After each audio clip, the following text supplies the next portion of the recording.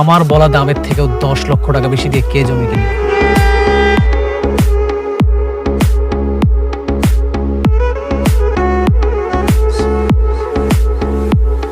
অনেক তুই অবাক হচ্ছিস? তোর পছন্দের একটা জমি কিনে ফেললাম, এতেই তোর চোখ কপাল উঠে গেল? অবাক হই নাই। তুই এত টাকা কোথায় পেলি? 2 দিন আগেও তো তুই টাকার জন্য আমার কাছে পা ধরতে গেছিলি। সবে তো মাত্র শুরু। আজ থেকে তুই নিচে নামার দিন গুনতে থাক।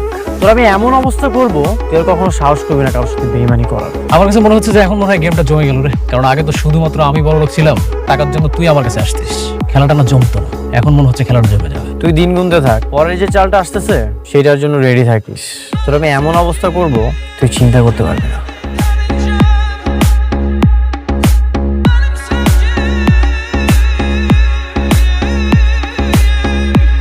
অল্প কদিন আগেও এই সোফায় বসা অবস্থায় ওই ছেলেটা আমার কাছে এসে 4 লক্ষ টাকা চেয়েছে। ভিক্ষুকের মতো করে চেয়েছিল, আমরা কেউ দিইনি। সেই ছেলে এখন তোমার পছন্দের 3 কোটি টাকা দামের জমি কি করে কেনে? সেই খোঁজটাই তো আমিও নিচ্ছি। এত তাড়াতাড়ি বড় লোক হওয়া কোনোভাবেই সম্ভব না। আমার কাছে মনে হচ্ছে এখানে কোনো রহস্য আছে, কিন্তু সেটা কি?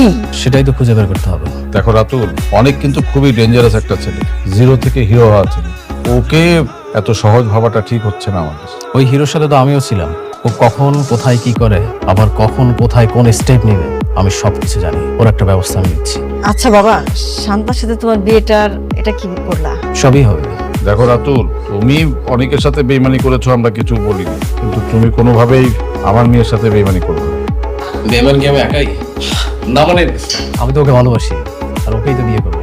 কিন্তু আমাদের এই মুহূর্তে মেইন ফোকাস হচ্ছে অনেক। আমার বলা দামের থেকেও 10 লক্ষ টাকা বেশি দিয়ে কে জমি কিনবে?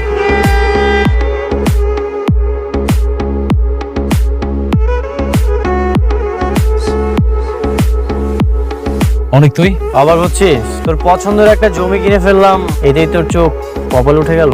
অবাক হই নাই। তুই এত টাকা কোথায় পেলি? 2 দিন আগেও তো তুই টাকার জন্য আমার কাছে পা ধরতে গেছিলি। সবে তো মাত্র শুরু।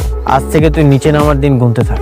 তোর আমি এমন অবস্থা করবো, তুই আর কখনো সাহস করবি না কারোর সাথে বেইমানি করার। আমার কাছে মনে হচ্ছে যে এখন মনে হয় গেমটা জমে গেল রে। কারণ আগে তো শুধুমাত্র আমি বড় লোক ছিলাম, টাকার জন্য তুই আমার কাছে আসতিস। খেলাটা না জমতো না, এখন মনে হচ্ছে খেলাটা জমে যাবে। তুই দিন গুনতে থাক, পরে যে চালটা আসতেছে সেটার জন্য রেডি থাকিস। তোর আমি এমন অবস্থা করবো, তুই চিন্তা করতে পারবি না।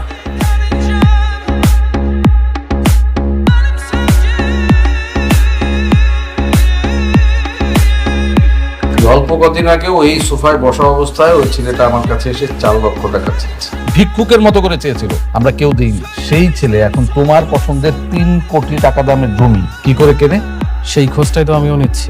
এত তাড়াতাড়ি বড় লোক হওয়া কোনোভাবেই সম্ভব না। আমার কাছে মনে হচ্ছে এখানে কোনো রহস্য আছে, কিন্তু সেটা কি?